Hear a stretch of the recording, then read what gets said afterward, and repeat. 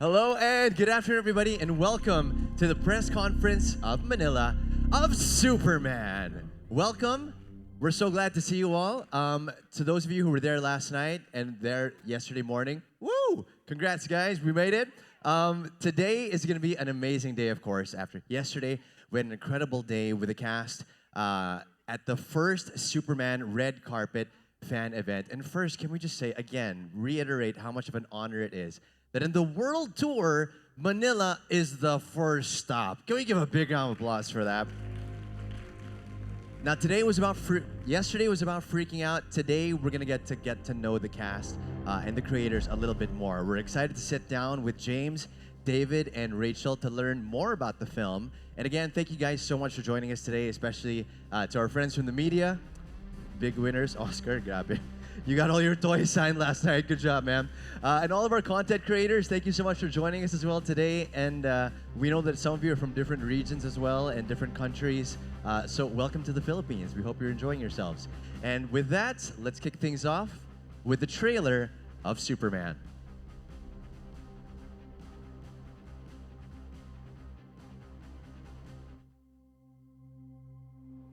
Are you being serious right now? Yeah, You'd let me interview you as Superman. sure.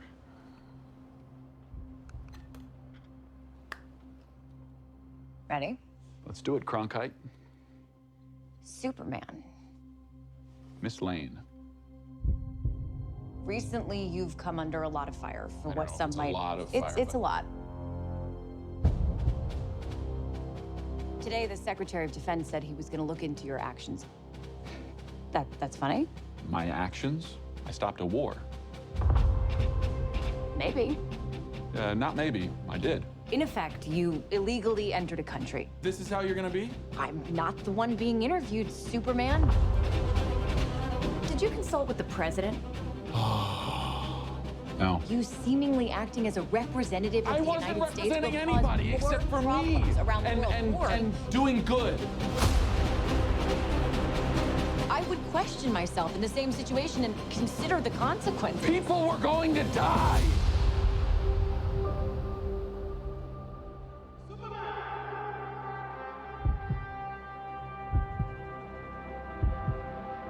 Hey, buddy. Eyes up here.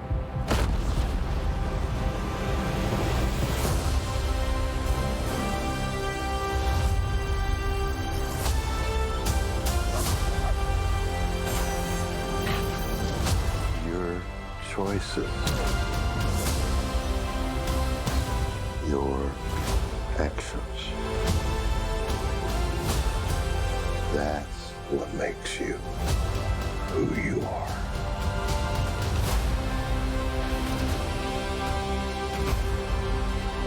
Superman. He's not a man. He's an it. He's somehow become the focal point of the entire world's conversation. I will not accept that. I cleaned your boots. I'll go get them for you.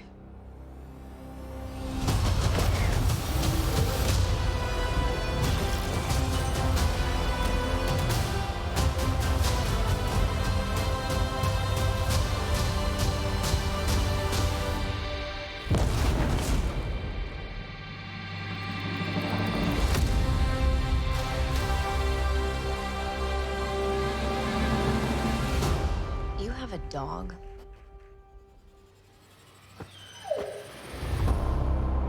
Woo! Oh my gosh. Are you guys hyped? I have to say, the first time I saw that trailer, I was like, oh my gosh, I'm excited. Like, DC, you're playing with my feelings, you know what I mean?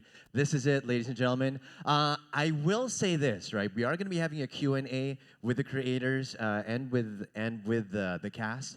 And before our Q&A, literally in the next like 2-3 minutes, that's going to be your only time that you can take photos, videos, or audio clips, okay? So I'm about to bring the cast out right now. Now is your only chance. So get your phones ready, get your cameras ready, whatever it is. Are you ready? Ladies and gentlemen, let's please welcome our cast on stage playing Lois Lane. Let's give a big round of applause. Well, just like shout because you're holding your phones. Let's shout for Rachel Brosnahan.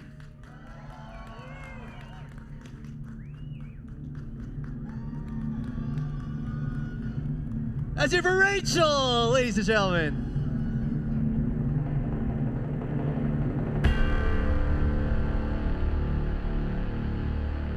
Looking absolutely stunning, Rachel.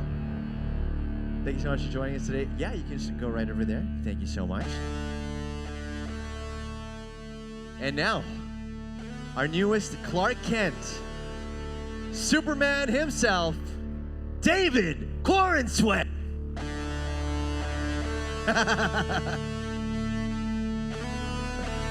It's confusing, it's confusing. Let's hear for David, ladies and gentlemen.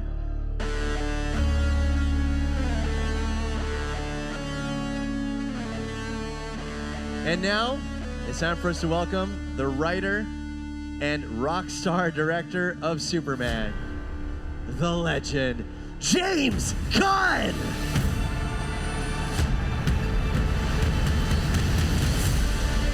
Let's hear for James Gunn, ladies and gentlemen!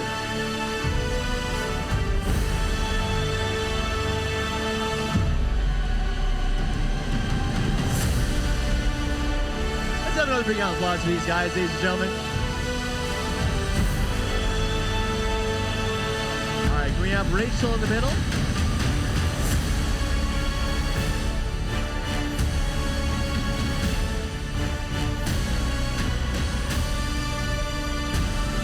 Big smiles, guys. Wave at your fans. Your Filipino fans absolutely love you, and they can't wait to see this film. Woo! There they are. And you know what? Since they're there, can somebody do me a favor and take a photo of us right here? 1, 2, 3. You will tag me. I love you, Oscar. Thank you so much. All right, guys, you can have your seats. Can we have Rachel over there on the left? All right. Then we'll have David in the middle, and I'll be next to James himself. What's up, James? I get to be beside you. Why is Yo, David, what's up, man? David's in the middle. I think we're both in the middle. But you know why what? is poor Rachel? Technically, you're both in the middle. Yeah. Yeah. I like it over here. Hi, everybody. Hey. How are you guys? It's good to be here in the Philippines. This is my first time. Oh, my gosh. And this is the first stop in your world tour. So can I just say, we're so honored about it. Yeah, right? you guys are getting us fresh. We look, wide awake and good. We're about to go to Brazil. We're going to be a little bit more tired We've there. had about 16 cups of coffee and we're ready to party with you. Yeah, then we're going to go to England. They're going to get a worse version of us. Then Paris. We're going to be nightmares. I'm sure they'll be fine. You think, guys? Yeah, they'll be fine. They'll be fine. Okay, now we did tell you earlier on that that would be your only chance for photos and videos. So, in the count of 3, all cameras down. 3, 2, 1. They're put to rest, just like the good old days back in the day. You know what I mean? Now, ladies and gentlemen, we're about to start our Q&A over here, and we've all seen the sneak peek of Superman. How many of you guys got to see the sneak peek last night at IMAX? Yeah, you guys enjoy it? That was amazing, right? You guys excited? I'm be straight with you. I usually stay away from watching trailers because I want to just watch the movie with all its glory. But when I watched this one, I was like, I'm excited, James Gunn. These trailers have been great. They give almost nothing away about the movie, and yet you really feel like you know what the movie will feel like and what it's about. But there's so much in the movie that honestly, even seeing the first 30 minutes, there's so much that you haven't seen. Oh yeah, 30 minutes is nothing. It's amazing. It's the next hour and a half. It was doing the trailers was really hard. It was like the first couple versions of the trailers came out, from the guys, and they just weren't working because they didn't feel like the movie. And so we just kept working, and eventually we got there, and that's what you see today. And we're so excited to see the rest of it. We were absolutely stoked last night. People were screaming, shouting, Superman, Superman. Such a great idea to put that in the trailer, because then it gives people that idea. It gives them something to chant. And now we get the chance to do a little bit of a deep dive with you guys about the film and about the trailer footage that we've seen so far. So let's start with James, okay? We'll rewind just a little bit. Before you started making movies and before the DCU, two-part question for you here, James. What did Superman mean to you when you're growing up or even as a young storyteller? And now that you're the one telling the story, has anything surprised you or changed about how you see Superman and your connection to him? Well, I always liked the character of Superman. I started reading Superman comics when I was 3 and 4 years old. And I loved a lot of superheroes, both DC and Marvel superheroes. But I do have to say, I'm sitting here today not because of my dream, but because of the dream of Peter Safran, who's right back there. Big round of applause. Who has been bugging me for 10 years to try to make a Superman movie. And people have been coming to me with it. And it wasn't until one day that I just saw what the movie could be in my head, how it could be a different sort of Superman. It could be the Superman that I fell in love with from the comic books.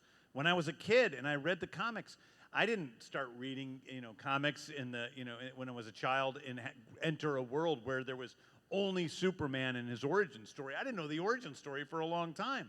I saw Superman in a world of superheroes with friends that were superheroes and a Daily Planet gang and a flying dog and giant monsters and this other world that I just became enmeshed as a child, even before I could read, and falling in love with those images. And so I wanted to create that feeling I had as a young child in a film that both children and adults could enjoy, where it is this other universe, but that is still grounded with real stakes, real people who have issues and problems and relationships, things that flaws, things that change about themselves, things they don't want to change because they're stubborn.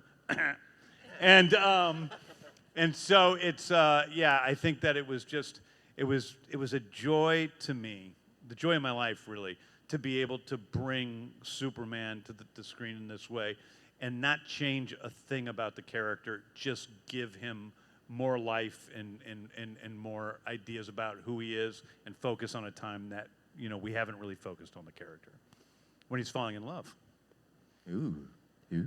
We're big on love here in the Philippines, the love teams and everything like that. But you know what? Before we get to that, love teams. But before we get wait, to wait. What's a love team? Teams. All right. Oh my God. All right. Okay. So here in the Philippines, a big thing is that they're gonna pair up two actors, all right, and they'll be romantically linked their entire careers.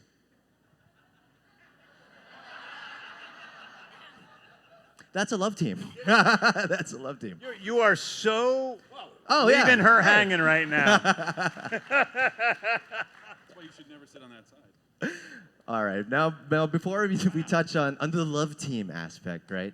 I saw in an interview, James, that your directive for David as he was preparing was work on your shoulders and work on your vulnerability. Now, our question for you, David, is... I think he said that sentence just because he knew that it would be a good story in press. No, be a great headline. Those were the two things you needed to work on. I didn't say it. It was just too good a line. I don't know. It just felt like, It sounds awesome. It sounds like that's your Instagram caption right there. But David, can you tell us a little bit about how you handled the responsibility? Yeah, well, a lot of side lateral delt lifts, and then you got to do your overhead shoulder press. Yeah. And You cry about it.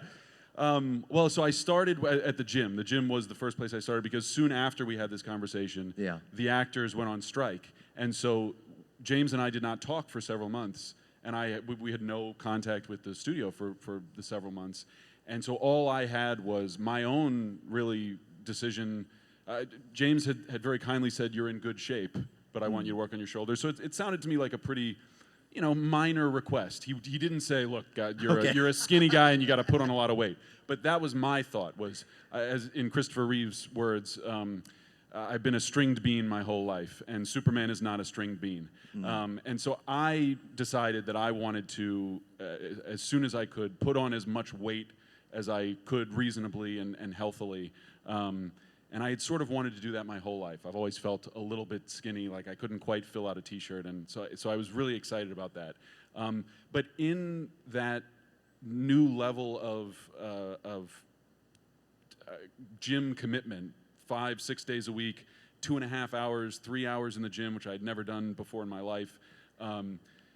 All my time was spent eating or thinking about eating or digesting or in the gym or sleeping after the gym. But in the gym, in my hour, 90 minutes or 2 hour mark, I felt deeply alone because in that moment it is just you and the weights. And I had a great trainer, but he was only on FaceTime, so I could turn him off if I really needed to.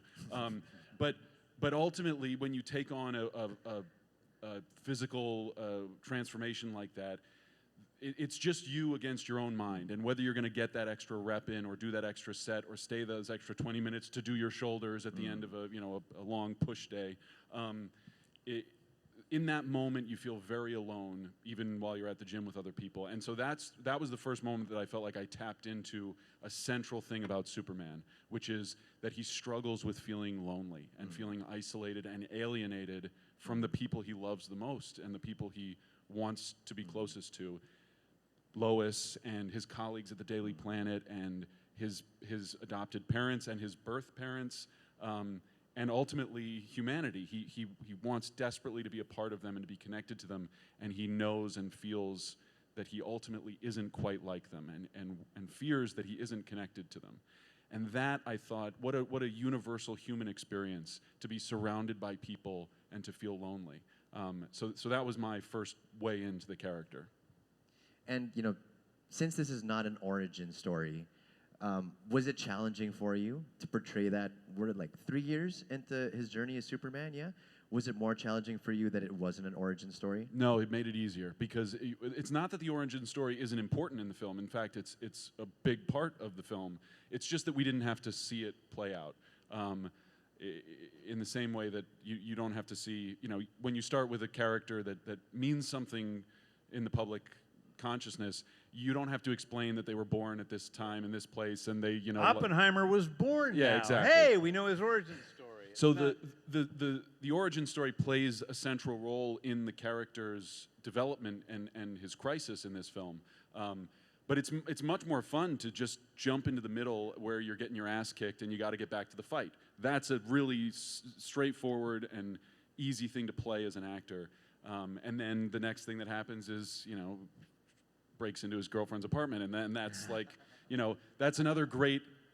It's a thing happening right now, and the stakes are about this moment and what's happening between us, and does she like me or does she hate me, or is she going to let me off the hook or not? And as an actor, that is so much easier to play than, well, this moment's important because it's going to be important in 20 years when he finally becomes Superman. So I was very grateful to James for being willing to take that leap. Thank you so much. And speaking of that leap, we're going to leap over to the girlfriend's, the owner of the apartment which you broke into. Rachel, you're playing a journalist in this one, probably the most famous journalist, fictional journalist ever. Can you please wave at all the journalists who are here as well? Yeah. They love you. Thank you for your work.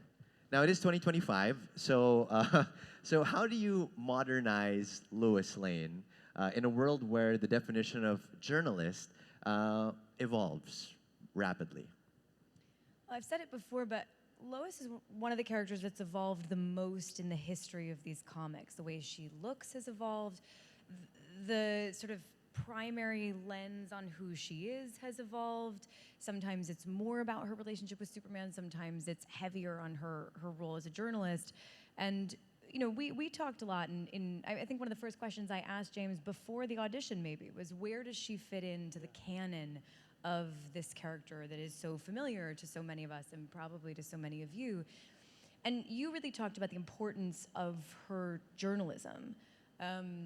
But also, James laid this beautiful roadmap in that I was really attracted to this version of the character because it feels equally weighted. You have a superhero who has superpowers, and you have this character who's a superhero in her own right. She's an everyday superhero. And just like Superman, she's not knocked off balance very easily. She can logic her way around just about anything. She's 10 steps ahead of everyone else. And then along comes this thing that she couldn't have seen coming, that she can't logic her way out of, and it totally knocks her off her feet. And True love. True love. And as far as her modernism, I mean, we talked a little bit about what that would look like today. What it means to show up professionally to the office looks a little bit different today than it did even 10 years ago. And so we talked about what she would look like as somebody who's always going to chase a story to the ends of the earth, who puts work at the moment we meet her kind of first and foremost in her life. What does her apartment look like? What does she look like? How does she express herself through her clothes? And that meant a lot of flat shoes. Was that a relief, the flat shoes? Oh my Yeah. It was a God, relief for you me. have no I was idea. worried that she was going to be as tall as me. Sure. David insisted on it, actually. I remember there was a pair of boots that had a heel about this high. And David was like, I don't like the boots. I'm not feeling the boots. And I ended up in shoes that had absolutely no heel at all. And I spent the entire movie, quite literally, looking up David's nose. Hence the hashtag look up. Yes, Okay. exactly. based That's on. where it came from. Gotcha. Now, all right, so as a journalist, imagine you're Lois Lane right now, okay, and you need to write a headline. Put me in, coach. If you were to write a headline about your visit here in Manila, what would that headline be? She's observing the room. I'm observing the room. See, this is why I only play one in the movies. Wait, can I ask? Like asking me to fly across the Yeah, room. yeah. Sure. Can I phone a friend? Phone a friend, sure. Okay. Who's going to pitch me the strongest headline in Oh, this I room? like that. Anyone? What's the headline for our visit, for kicking off our tour here in Manila? Journalist, it's your time. Who's got shine. it? Journalists? Come on, rise to the occasion. Give This it to guy's me. thinking. I can see this Someone guy. pass- He's got a The little guy with the claw. yellow sun. no, I no, saw one over here. Oh, Oh, he's yeah. thinking. We've got a MJ friend. Marfori. Come here. MJ. Here, come. Take this mic. Oh, you want to go? Okay. Take that one. Thank you, Rachel. From Metropolis to Manila, Superman lands to steal Pinoy hearts. That's actually my column headline tomorrow. Nobody take it. It's hers. And that's passed why the you deadline. do what you do. Thank you very much. Yeah. Oh, I love it. I love how that worked out. It's a teaser for your thing tomorrow as well. Great. Oh, God. Well done. MJ, But great seriously, job. it's been so wonderful to be here, and you all have such great enthusiasm and energy, and the fans we had last night were fantastic. I've never experienced anything like this. This is my first tour like this, and what a way to start it. Man, I was telling David, I was like, because he said that backstage, and I was like, you should definitely come back. They should come back, right, guys? Yeah. 2 days is too short. Well, we might come back. Maybe we'll come back with the couples and go on a little Manila Love Filipino- team. go to Love the- team, love go- team. Yeah, love team. Bring all the love teams. Now, these guys write about the love teams. I think it's time for us to open up the floor for questions, and we're going to go straight to the press, actually. So, from the Philippine star, Charmaine Pagulo. Hi, Charmaine. Hello. Yeah, good evening. Woo! So, for everyone, what was that day like on set when David put on that full Superman suit in front of the cast and crew for the first time? Any memorable reactions or comments? Well, I know Nick Holt had like these. He was like, his teeth were chittering, and he had these big puppy dog eyes, and he was like, "Oh my God, this is crazy! Superman's here." I think the cast and crew. David walked out, and he's got the full regalia on, and people were like, just wow. I remember It was emotional. Yeah, we had a couple of actors visiting at us, and they were like freaking out, and it felt like Superman. It's like every day with him on set, and especially when we went out in public, it's like Santa Claus, right? So Santa Claus comes, and every kid in the world, just brightens up, and that's what it was like with you. But for me, it was like, I don't know, the suit needs to be clipped there, it needs to be changed here, I need to change this. Oh, the S symbol isn't exactly right. I got to change the S symbol. So my experience wasn't quite as magical as everyone else's. But every adult became a kid again. Like, I had those moments over and over and over again. I feel like David was so over it by the end of this, but I've told this story now so many times, but I'll never forget walking through, I don't think I can say where we were without spoiling anything, but we were walking through a field at night, it was like something out of a movie. The moon was a paid actor in this scene, and we were walking through this field. It had been a long day, and the Superman cape was flowing in the wind. This is like 3/4 of the way through shooting. And I ran up to David and was like, dude, you're Superman. And he was like, yeah, I know. By that point. But I feel like we all had those moments throughout shooting where every once in a while, just at the point when you start to get used to it, it suddenly feels real and every adult becomes a kid again. And I just, we haven't seen the movie yet, but can only hope that everybody watching gets that same experience that we all had. I think we will. I think And that's it's by safe to their say. choice. They haven't seen it. We've invited them to see the movie, but they want to have a special experience at the world premiere, so they're going to do that. But you guys are invited to watch it before then, if you. And I know, Rachel, you hate watching yourself on screen. I forgot about that. I never do, but actually Nick texted me. I think there was a period where you were coming through LA and maybe you guys had offered, and Nick texted me and said, should the three of us watch it together? And then I had FOMO, and I was like, well, if it works out, I guess we'll watch it together. And it didn't work out that we were all there, but I think the best time to see it for the first time is going to be with a full audience at our world premiere on the big screen. That's the way to do it. No. And I'll only hide a little bit every time I'm on screen. And we can't wait to see you play that iconic journalist, Lois Lane. So, speaking of which, we actually have a question for you from Oscar Oida of GMA. Yeah, Oscar. Yes, guys, let me saying thank you. Thank you so much. As a big Superman fan, a reporter, and married to a reporter, she's over there. Let's hear it for, it's our superstar back there. Let's hear it for this love team. Wow, what's it like being married to such a wonderful, famous woman? With the best headlines in the biz. Mike gonna be a little, yet very moved. As a journalist in the film, sorry. I have 6. Got you. Thank you.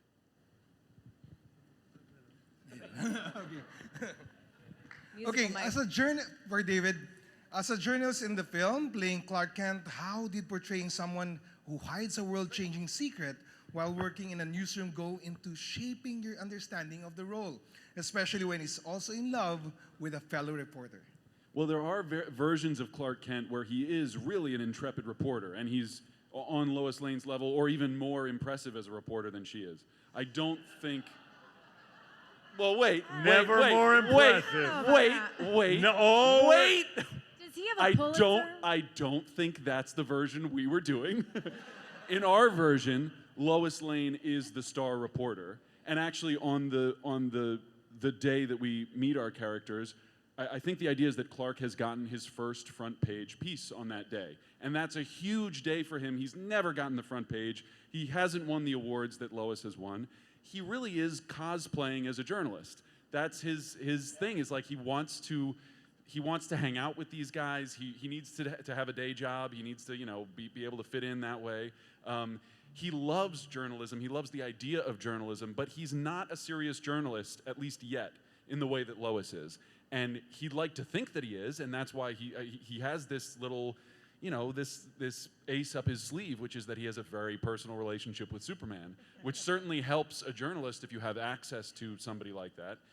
But there are these great ethical questions that get brought up there. Imagine if Tom Cruise had another life as a journalist where he was wearing glasses. He couldn't be recognized, of course, because if you put on glasses, and then he was putting out interviews with Tom Cruise all the time. Yeah, I mean, I'm not certain that doesn't happen. It is kind of, To a point, it's funny, and then once you start dealing with real world issues, then it becomes a serious question of ethics and journalistic integrity. And that's what I love about that interview scene, is that it starts as Clark thinking that Lois is going to play his game with him, and it ends with Lois making it very clear that we're playing her game, and I'm not getting out of it without taking a little bit of a whipping. Man. Not integrity. Thank you. Can we give them a big applause, ladies and gentlemen? Unfortunately, that's all the time we have for today. What? I know. We want to stay. You're making us leave. No. That's making us leave. No, We it's blame you. the You machine. specific- No, that says Justin, keep him there, and Justin's like, I got stuff to do. I gotta go home. See, I don't know. Nope, that's It not what says it said. wrap up. It says wrap up. So yeah, can we give them a big round of applause, please, ladies and gentlemen? We would love to have you Thank here you. all day, and we're so excited to see the film. Once again, ladies and gentlemen, let's give a big round of applause for Rachel Brosnahan, David Corenswet, and James Gunn. Don't forget, Superman is landing in cinemas on July 9 here in the Philippines, so don't miss out on this epic new chapter. Once again, I'm Justin Quirino. Thank you so much. You guys are the best. Thank you, You're guys. Thank you. Thank you. Thank you. Like, really, this has been so wonderful. The whole time we've been here, everybody here has been so great. So thank you from the bottom of our hearts. We love you. Thank you for all the hearts you guys were giving me. I saw all of you. Thank you. Love you all. Thank you so much. Thank you, guys. Let's hear it for them, everybody. Once again, this has been the Superman Press Junket. Thank you so much, and have a super day.